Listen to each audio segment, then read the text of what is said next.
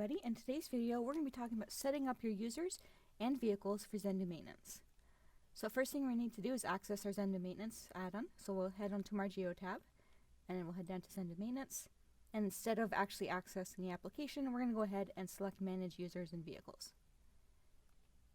And I can go ahead and add or remove users. So I'll select Add Users, and it's going to give me a list of all the users that are in my Geo tab database. And I can add them to Zendu Maintenance or remove them as such. And you notice here, it lets me know how many seats or how many users I have available for my Geo tab from Zendu Maintenance. And same thing, I can go ahead and remove users.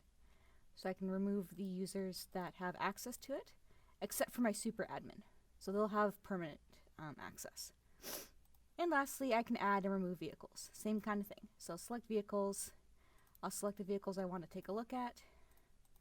And then I will add or remove as such. And that's all there is to it. So thank you very much for joining me, and we'll see you in the next one. Bye.